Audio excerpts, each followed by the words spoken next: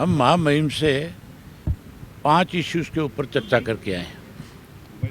एक तो जल भराव पे, जो आज भी हरियाणा में 12 डिस्ट्रिक्ट इफेक्टेड हैं, जहां आज भी खेतों में पानी खड़ा है, किसान अगली फसल भी नहीं बो सकता।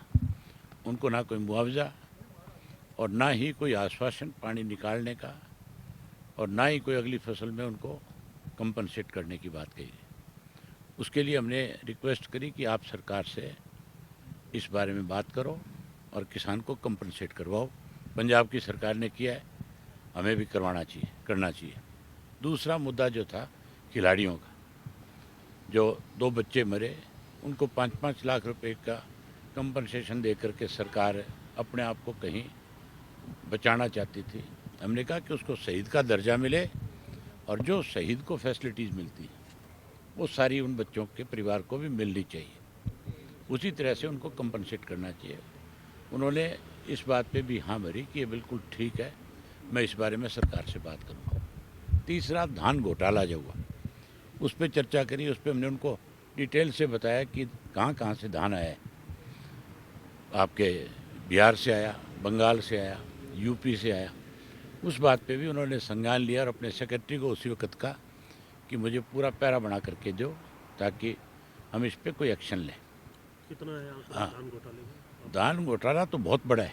समय समय पे हर बार धान घोटाले हुए हैं सरकार के। तीसरी बात हमने करी थी, चौथी बात जो करी वो करी थी कि जो सरकारों में मंडियों में खरीद थी, जो कह तो ये रहे थे कि हम 24 फसलें एमएसपी पे लेते हैं, बल्कि अब की बार 300-400 रुपया प्रति क्विंटल के हिसाब से कम में बेचनी पड़ी। चाहे वो गुवार था, बाजरा था, नरमा कपास, तो 1000-1000 रुपया क्विंटल का नुकसान है। और उसके साथ धान में तो निरी लूट थी। ये सारी बातें हम उनके सामने रखी। उन्होंने बाकायदा हमें आश्वस्त किया कि मैं आपकी बात से सहमत हूँ और हमें इसके ऊपर कार्रवाई करनी चाहिए।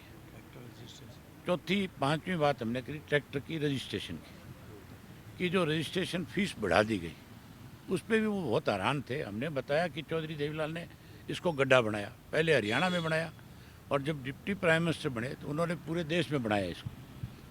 अब तक पूरे देश में ट्रैक्टर गड्ढा है। बीच में बीजेपी की सरकार ने इसको कॉमर्शियल व्हीकल बनाने की कोशिश करी। हम गडकरी जी से मिले थे और वो हमारी बात से सहमत हुए। उन्होंने उसी वक्त अपना फैसला जो किया, आदेश जो था वो वापस लेने का काम किया। अब इन्होंने 10 गुना रजिस्ट्रेशन फीस की बढ़ी कर दी, तो उस पर भी बड़े हैरान थे कि इस तरह से कैसे बढ़ाया जा सकता है। उसके लिए भी उन्होंने हमें आश्वासन दिया है कि मैं ज़रूर इस बारे में विस्तार से सारी चीज़ों पे आगे बढ़ूंगा। विधानसभा की बिल्डिंग के लिए हमने उनको बताया कि जो शाह कमीशन था उसकी रिपोर्ट के मुताबिक 66 में हरियाणा को चंडीगढ़ दे दिया गया था और 109 हिंदी भाषी गांव दे दिए गए, 107। बावजूद हमारा अधिकार है चंडीगढ़ के ऊपर और हमारे अपने अधिकार क्षेत्र की चीज़ पे भी हम अपना कोई सरकारी बिल्डिंग नहीं बना सकते, हम अपनी विधानसभा और सेक्रेटरीट नहीं बना सकते, तो कहाँ जाएंगे? इसके लिए भी आपको केंद्र की सरकार को बताना चाहिए। हमारी सरकार ने, हो सकता है कि केंद्र की सरकार को जब चिट्ठी लिखी होगी उसमें ये सारी बातें ना रखी हो, जानबूझ करके इसको उलझाने की कोशिश करी हो। लेकिन आप इस मामले में हमारी मदद करें और चंडीगढ़ पे जो हमारा अधिकार है हमें उससे अलग ना होने दें। ये सारी बातें हमने महामहिम से कही। उन्होंने खुल करके महामहिम ने कहा कि मैं आपकी सारी बातों से सहमत हूँ और हम इसके ऊपर ज़रूर संज्ञान लेंगे।